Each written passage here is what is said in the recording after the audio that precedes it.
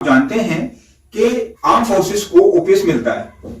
Army ही एकमात्र है जिसको ओपीएस दिया जा रहा है, लेकिन सेंट्रल के जो कैंप फोर्सेस के जवान हैं उनको ओपीएस नहीं दिया जा रहा। इसी चीज को चैलेंज करते हुए पवन कुमार ने एक पिटीशन फाइल की दिल्ली हाई कोर्ट में, और उसके अंदर निर्णय भी आया। दोस्तों, Pawan Kumar versus union of India 11 जनवरी 2023 को एक जजमेंट पास हुआ, जिसके अंदर ये कहा गया कि जो कैप फोर्सेस भी हैं वो सेंटर की आर्म फोर्सेस हैं, इसलिए इनको ओल्ड पेंशन सिस्टम का लाभ मिलना चाहिए जैसे कि आर्मी को मिलता है। और उसके बाद क्या क्या हुआ मैं आपको बताता हूं। पहले मामले की पृष्ठभूमि को समझिएगा कि मामले में एक्चुअली में पृष्ठभूमि है क्या। जैसे केंद्रीय सशस्त्र बल हो गए, कैप फोर्सेस हो गए, बीएसएफ, सीआरपीएफ, सीआईएसएफ, एसएसबी, ये सारे हमारी आंतरिक सुरक्षा और बाहरी सुरक्षा या कहें कि हमारी बॉर्डर की सिक्योरिटी करते हैं।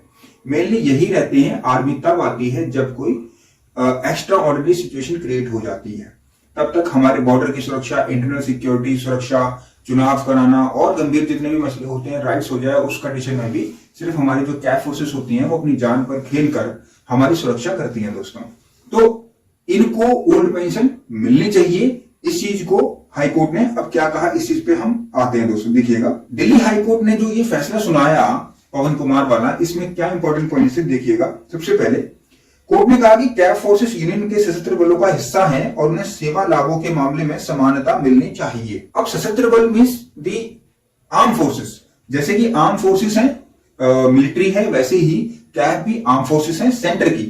ये सुप्रीम कोर्ट ने भी कहा है दोस्तों, दिल्ली हाई कोर्ट ने भी कहा, अपनी पुरानी जजमेंट में भी सुप्रीम कोर्ट ने कहा था, और सेंटर ने भी एक बार कहा है। कोई नोटिफिकेशन है, मैं आपको आपके साथ शेयर करूंगा कि जो फोर्सेस हैं, कैप फोर्सेस, वो आर्म फोर्सेस ही हैं, एक तरीके से कह सकते हैं, यूनियन का सशस्त्र बलों का हिस्सा है। जो कैफ कर्मी हैं, सैन्य कर्मियों की तरह राष्ट्रीय सुरक्षा सुनिश्चित करने के लिए अत्यधिक जोखिम उठाते हैं, नो डाउट, और उन्हें वित्तीय रूप से कम सुरक्षित एनपीएस में डाला जाना ठीक नहीं है। तो एक ये पॉइंट कि जब वो अपनी जान पर खेलते हैं और हमारी सुरक्षा करते हैं हर एक सूरत में, तो फिर उनको ओपीएस क्यों ना मिले, एनपीएस क्यों मिले दोस्तों। इसलिए कोर्ट ने कहा कि उनको भी पुरानी पेंशन योजना का अधिकार है। कोर्ट ने फैसला दिया कि 1 जनवरी 2004 से पहले नियुक्त कैफ कर्मी केंद्रीय सिविल सेवा नियम 1972 के तहत ओपीएस का लाभ पाने के हकदार हैं।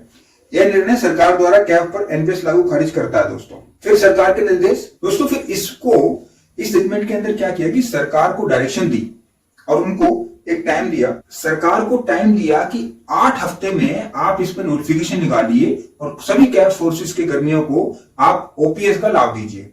लेकिन एक्चुअल में हुआ क्या कि डिले होता गया गवर्नमेंट की तरफ से, और गवर्नमेंट जो है वो सुप्रीम कोर्ट चली गई। कोर्ट ने पहले कहा कि कैफ्स की चुनौतीपूर्ण और जोखिमपूर्ण सेवा परिस्थितियों को स्वीकार किया जो सशस्त्र बलों के समान है। यानी कोर्ट ने जो न्याय संगतता का आधार था उसको एक्सेप्ट किया। कैफ फोर्सेस है हमारी, चुनौतीपूर्ण और जोखिम भरे जगहों पर काम करते हैं, जिससे कि हमारी सुरक्षा की जाती है, और इसलिए उनको ओपीएस का लाभ मिलना चाहिए। दोस्तों, सशस्त्र बलों को यानी कैप फोर्सेस को ओपीएस का लाभ न मिलना उनके साथ भेदभाव भी माना गया इस जजमेंट में। अब हम बात करते हैं कि जब इस जजमेंट के अकॉर्डिंग जो डिवीजन बेंच का जजमेंट था, इसके अगेंस्ट में यूनियन गवर्नमेंट जब सुप्रीम कोर्ट चली गई और वहां पर स्टे की डिमांड की, तो उस कंडीशन में सुप्रीम कोर्ट में क्या दलीलें दी गई।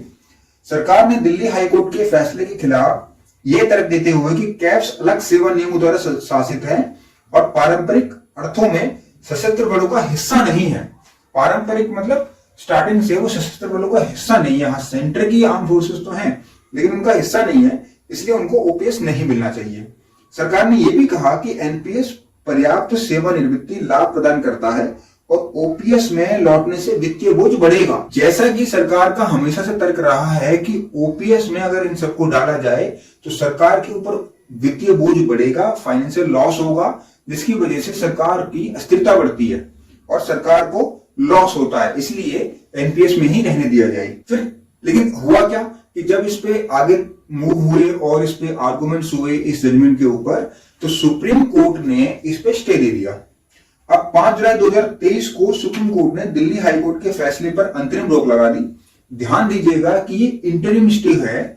इंटरिम स्टे कहते हैं कि जब कोई केस चलता है तो जब तक केस चले या फिर एक निश्चित पीरियड के लिए किसी भी जजमेंट पे या किसी भी काम को रोकने के लिए एक स्टे कर दिया जाता है कि स्टेटस को मेंटेन किया जाएगा, जैसी सिचुएशन है वैसी रखी जाए। लेकिन ध्यान दीजिएगा कि वो सिर्फ एक निश्चित समय के लिए होती है, हमेशा के लिए नहीं, वो तब तक के लिए ही वैलिड हो सकती है मैक्सिमम, जब तक कि वो केस चल रहा है। अब जिससे हुआ क्या कि जब वहां पे स्टे दे दिया गया तो इंटरिम स्टे हुआ, जिसकी वजह से क्या हुआ कि जो कैब फोर्सेस का नोटिफिकेशन आना चाहिए था, जो दिल्ली हाई कोर्ट ने कहा था 8 हफ्ते के अंदर, वो नहीं आया। अब मामला सुप्रीम कोर्ट में विचाराधीन था और मामला आगे बढ़ा दोस्तों। अब यहां पर एक बात समझिएगा कि हुआ ये कि जब 5 जुलाई को स्टे कर दिया गया, उसके बाद पिटीशन हुई, आर्गुमेंट्स हुए, वक्त टू वक्त बहुत सारी चीजें हुई। सुप्रीम कोर्ट ने कई पिटीशंस को एक्सेप्ट किया, कई को खारिज करते हुए हुआ क्या कि एट द एंड पिटिशनर यानी कि इंडियन गवर्नमेंट को उनकी पिटीशन को अमेंड करने के लिए मौका दे दिया। उन्होंने अमेंडमेंट का टाइम मांगा कि वो उसके अंदर कुछ खामियां हैं जिसको ठीक करना चाहते हैं। अब अमेंडमेंट के लिए टाइम दे दिया गया और अभी भी मामला खत्म नहीं हुआ है, ये मामला अभी भी कोर्ट के अंदर चल रहा है दोस्तों। अब पॉइंट ये उठता है कि मामले का प्रभाव क्या पड़ेगा, अगर इस पर जजमेंट आता है तो जजमेंट का क्या प्रभाव पड़ेगा कैफ कर्मियों पे। तो यदि निर्णय बरकरार रहता है, यानी दिल्ली हाईकोर्ट का निर्णय अगर बरकरार रहता है, तो हजारों कैफ कर्मियों की वित्तीय सहायता हो सकती है, सुरक्षा और समानता मिलेगी दोस्तों उनको, उनकी पेंशन लाभ सशस्त्र बलों की तरह मिलेगा, यानी कि जो आर्म फोर्सेस हैं वैसा ही पेंशन का लाभ उनको ही मिल जाएगा। यह एक तरीके से उनके लिए पारितोषिक यानी गिफ्ट होगा कि जो सेवा वो हमें देते हैं, जो एक जोखिम भरी सिचुएशन में वो काम करते हैं, उस सिचुएशन में जो उनको मिलना चाहिए एक्चुअल में वो उनको मिलेगा। ये सबसे बड़ा बेनिफिट उनके लिए होगा। ये मामला एनपीएस और ओपीएस की पर्याप्तता और न्याय संगतता पर व्यापक बहस को उजागर करता है, विशेष रूप से उच्च जोखिम भूमिकाओं में कर्मियों के लिए जो बहुत ज्यादा जोखिम उठाने हैं और हमारी कैब फोर्सेस, उनके लिए होना चाहिए। दोस्तों अन्य कर्मचारियों के लिए भी एक नजरिया बनेगा कि अगर दिल्ली हाईकोर्ट इस चीज को कर सकता है और सुप्रीम कोर्ट ने भी अगर वो अलाउ कर दी और सेंट्रल गवर्नमेंट को अगर वो नोटिफिकेशन निकालना पड़ा, तो एक तरीके से ये बाकी कर्मचारियों के लिए भी नजीर पेश करेगा।